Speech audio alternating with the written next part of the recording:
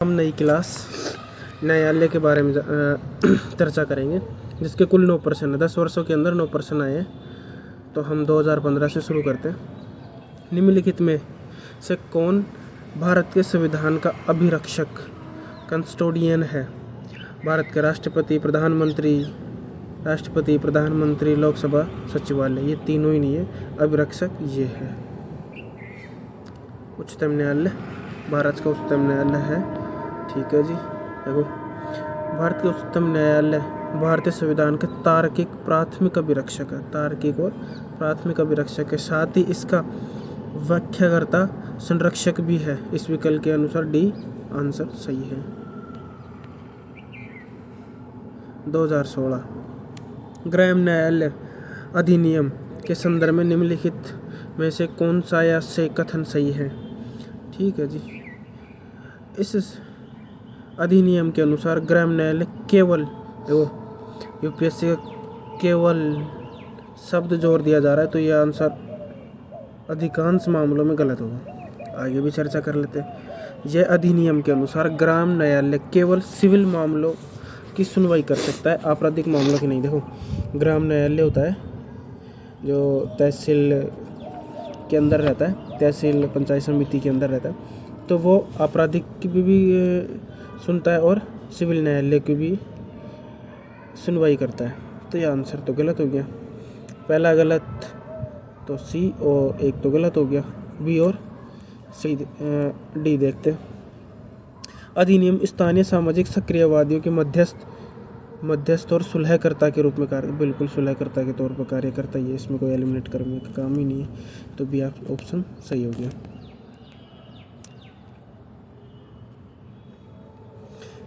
ग्राम न्यायालय यथासंभव विभिन्न पक्षों के बीच समझौता करवा कर विवादों का निपटान का प्रयास करना चाहिए।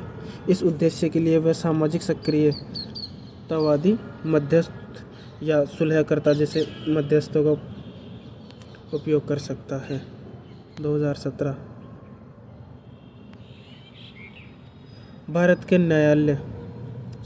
भारत में न्यायिक समीक्षा का तात्पर्य है। न्यायिक समीक्षा कई आधार पर की जाती है। देखते हैं। विधिक और कार्यपालिक आदेश की संवैधानिकता के विषय में व्याख्यान करने का न्यायालय का अधिकार है। विधि का और कार्यपालक आदेश की संवैधानिकता का तो काम करता ही है। व्याख्यान के लिए न्यायपालिका का अधिकार है। तो इसको हम यदि एक तरीके से माने, और दूसरे ऑप्शन देखते हैं। विधानसभा द्वारा निर्मित विधियों के प्रख्या को प्रसंगत करने का न्यायालय का अधिकार। देखो, विधानमंडली नहीं, विधान परिषद भी हो सकता है, और विधायिका भी। तो ये ऑप्शन गलत हो गया, एक नहीं हो सकता। राष्ट्रपति द्वारा सहमति दिए जाने से पहले सभी विधायी अधिनियमों की समीक्षा करने का न्यायालय का अधिकार है। देखो, राष्ट्रपति द्वारा सहमति दी जाने वाले सभी, न्यायालय की शक्ति सभी की नहीं हो सकती। कुछ विशेष अधिकार राष्ट्रपति को होते हैं। समाधान की शक्तियाँ हो गई अनुच्छेद 72 के अंदर, तो उसमें न्यायालय के अंदर इसकी समीक्षा नहीं की जा सकती। तो कुछ पूर्ण रूप से तो नहीं हो सकता है। वो बोल रहे सभी विधायी, कुछ विधायी काम कर सकते हैं।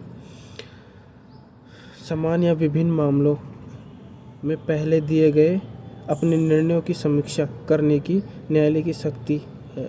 समान और विभिन्न न्यायालयों से पहले दिए जाने वाले निर्णय की समीक्षा, ये नहीं हो सकता। निर्णयों की समीक्षा नहीं होता, पुनरावलोकन किया जा सकता है, और जो कि संविधान के अंदर निहित नहीं है। ये व्याख्यान किया गया है। देखते हैं। भारत के संविधान के संदर्भ में सामान्य विधियों में अंतर्विष्ट प्रतिषेध और अथवा निलंबन अथवा उपबंध अनुच्छेद 142 के अधीन संवैधानिक शक्तियों पर प्रतिषेध अथवा निबंधन की तरह कार्य नहीं कर सकते। निम्नलिखित में से कौन सा एक इसका अर्थ हो सकता है? दोबारा क्वेश्चन पढ़ते हैं भाइयों। भारत के संविधान के संदर्भ में सामान्य विधियों में अंतर्विष्ट प्रतिषेध और निबंधन अथवा उपबंध अनुच्छेद 142 के अधीन संवैधानिक शक्तियाँ प्रतिषेध और निबंधन की तरह कार्य नहीं कर सकते। निम्नलिखित में से किसका अर्थ हो सकता है? भारतीय निर्वाचन आयोग द्वारा कर्तव्यों का निर्वहन करते समय लिए गए निर्णयों कि किसी भी न्यायालय में चुनौती नहीं दी जा सकती। ये ऑप्शन गलत हो गया। भारत का उच्चतम न्यायालय अपनी शक्तियों का प्रयोग संसद द्वारा निर्मित विधियों से बाध्य नहीं है। हाँ, बाध्य तो नहीं है, देखो इसको एक बार छोड़ देते हैं। संसद वैसे उच्चतम न्यायालय के लिए विधियाँ तो बना सकती है, उल्लंघन के तौर पर भी विधियाँ बना सकती है, निर्मित विधियों के लिए बाध्य नहीं है। ये ऑप्शन थोड़ा अटपटा है, बल्कि बाध्य हो सकता है। देश में गंभीर वित्तीय संकट की स्थिति में भारत के राष्ट्रपति मंत्रिमंडल के परामर्श के बिना वित्तीय आपातकाल घोषित कर सकता है। या ये हटा दिया गया 24वें 39वें संविधान संशोधन, आई गेस। देखते हैं। कुछ मामलों में राज्य विधानमंडल संघ विधानमंडल की सहमति के बिना विधि निर्मित कर सकते हैं। कुछ मामलों में क्यों है? नहीं, निर्मित नहीं कर सकते।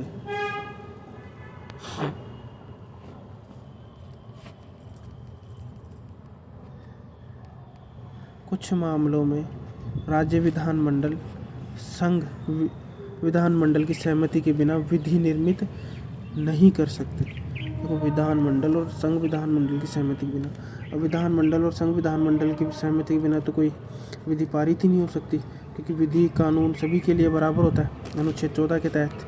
तो ये भी ऑप्शन क्या? सर्वोत्तम रूप से हमारा ऑप्शन बी सही है। यदि बी के अलावा कोई ऑप्शन होता जो कि सही होता तो ये एलिमिनेट हो सकता था आराम से, क्योंकि भारत के उच्चतम न्यायालय अपनी शक्तियों के प्रयोग में संसद द्वारा निर्मित विधियों से बाध्य नहीं है, बल्कि ये संसद द्वारा बाध्य बनाया जा सकता है।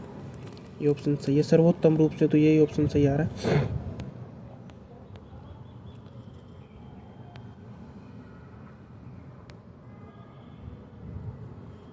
अनुच्छेद 142 उत्तर प्रदेश में लोकायुक्त नियुक्ति।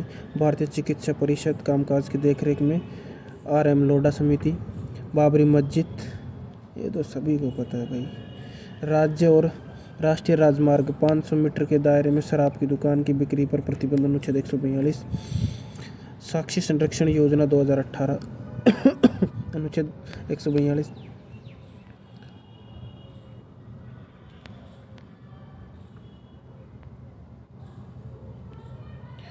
विचार करना है। न्यायाधीश जांच अधिनियम 1968 के अंतर्गत भारत के उच्चतम न्यायालय किसी भी न्यायाधीश पर महाभियोग चलाने के प्रस्ताव को लोकसभा के अध्यक्ष द्वारा अस्वीकार नहीं किया जा सकता। इसे अस्वीकार तो किया जा सकता है, उसके पास पावर होती है इस चीज़ की। भारत का संविधान यह परिभाषित करता है और ब्यूरो देता है कि क्या क्या भारत के उच्चतम न्यायालय न्यायाधीश की अक्षमता और सिद्ध कदाचार वर्णित करता है। ये संविधान के अंदर निहित नहीं है कि उच्चतम न्यायालय को अक्षमता और सिद्ध कदाचार के लिए ये निर्मित नहीं है। 1 और 2 तो हो ही नहीं सकता, ये तो 3 या 3 और 4। 3 को देखते हैं। भारत के उच्चतम न्यायालय में न्यायाधीशों के महाभियोग की प्रक्रिया ब्यूरो जांच अधिनियम 1968 में दी गई है। हाँ, दी तो गई है। ऑप्शन 3 सही है, तो C और D आंसर। यदि किसी न्यायाधीश के महाभियोग के प्रस्ताव को मतदान हेतु लिया जाता है तो विधि द्वारा अपेक्षित है कि यह प्रस्ताव संसद के प्रत्येक सदन द्वारा समर्पित हो या उस सदन की कुल सदस्य संख्या के बहुमत द्वारा तथा संसद के उस सदन के कुल उपस्थिति के और मत देने वाले सदस्य कम से कम 2/3 समर्पित हों। यह सही बात है। हिंदी बहुत काम की है भाई इसमें। सी आंसर सही है। ये रहा देखो, न्यायाधीश जांच अधिनियम 1968 में न्यायाधीश को हटाने के लिए प्रक्रिया को नियंत्रण करता है। महाभियोग की कार्रवाई 100 सदस्य द्वारा लोकसभा के अंदर और 50 सदस्य राज्यसभा के अंदर हस्ताक्षर करके प्रस्ताव अध्यक्ष या सभापति को दिया जाता है। यदि यह प्रस्ताव स्वीकार कर लिया जाता है तो 3 सदस्यीय समिति बनती है। उच्चतम न्यायालय के कोई न्यायाधीश, एक उच्च न्यायालय के मुख्य न्यायाधीश और एक प्रतिष्ठित न्यायविद शामिल होता है का गठन किया जाता है। यदि यह समिति आरोपित को अक्षमता और दुर्व्यवहार के लिए दोषी पाती है तो जिस सदन में प्रस्ताव पेश किया जाता है वह प्रस्ताव पर विचार समावेदन कर सकती है। फिर उसके अंदर विशेष बहुमत से फिर से मतदान किया जाता है।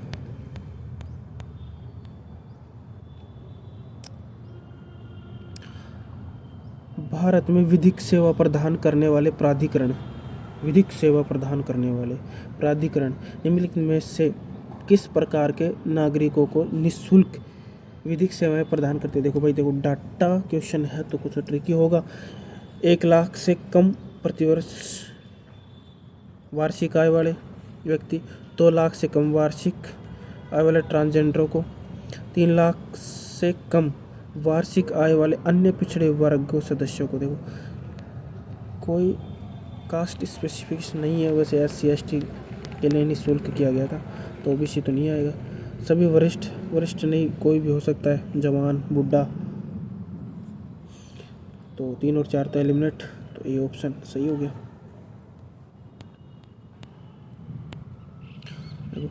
SC/ST के लिए सदस्य होंगे।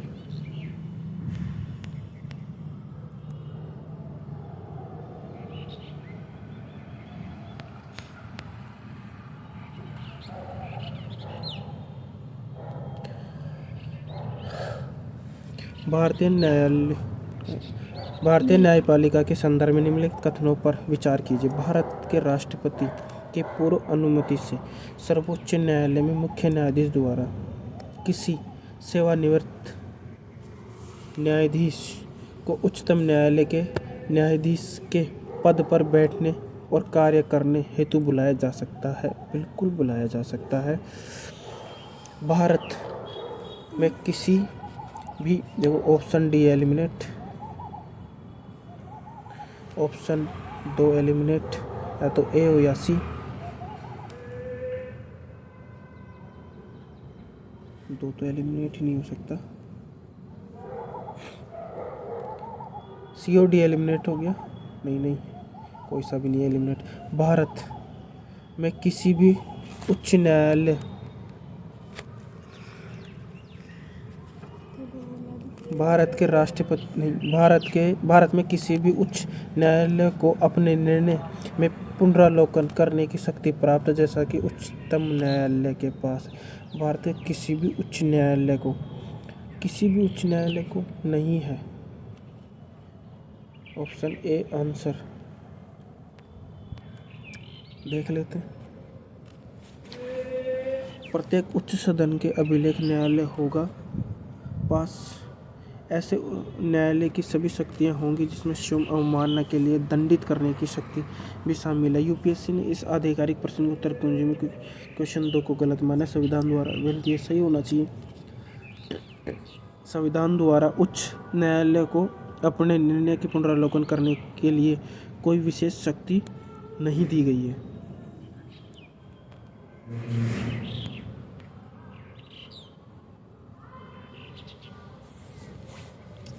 देखते हैं भाई, जो HN सान्याल समिति रिपोर्ट के अनुसार न्यायालय अवमानना अधिनियम 1971 पारित किया गया था। 1968 71 के नाम से भी जाना जाता। भारत का संविधान उच्चतम न्यायालय और उच्च न्यायालय को अपनी अवमानना के लिए दंडित करने का अधिकार देता है। भारत का संविधान उच्चतम न्यायालय और उच्च न्यायालय के अपनी अवमानना के लिए दंडित करने का अधिकार देता है। बिल्कुल देता है। भारत का संविधान दीवानी न्यायालय और आपराधिक न्यायालय को परिभाषित करता है। ये नहीं करता। या तो ए या बी। भारत में संसद को न्यायालय की अवमानना पर कानून बनाने की शक्ति प्राप्त है। तो ऑप्शन बी आंसर आ रहा है इसमें।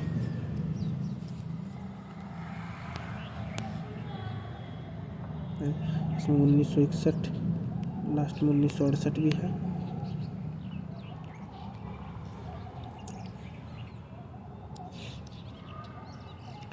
एक 129 उच्चतम न्यायालय में विवेक अवमानना केस शुरू करने की शक्ति देता है और केस महान्यायवादी द्वारा उच्चतम न्यायालय के समक्ष लाए गए प्रस्ताव महान्यायवादी सहमति में लाए गए प्रस्ताव से स्वतंत्र हो सकता है।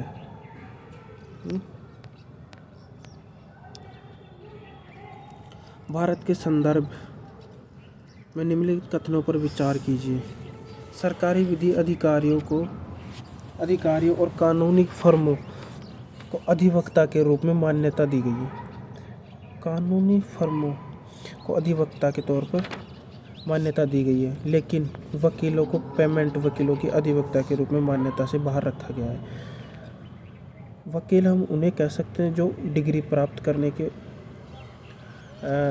अग्रसर है, और अधिवक्ता उसे कहेंगे जो प्रैक्टिस के तौर पर उच्च न्यायालय या अधीनस्थ न्यायालय के अंदर कार्य करता है। तो बाहर तो नहीं रखा गया है। ऑप्शन ए गलत। बार काउंसिल के पास कानूनी शिक्षा और विधि महाविद्यालयों की मान्यता से संबंधित नियम बनाने की शक्ति है। बार काउंसिल वकीलों की कोई एक काउंसिल होती है जिसके आधार पर नियम कानून महाविद्यालयों के लिए शिक्षा विधि मान्यता नियम की शक्ति बनाने की शक्ति है।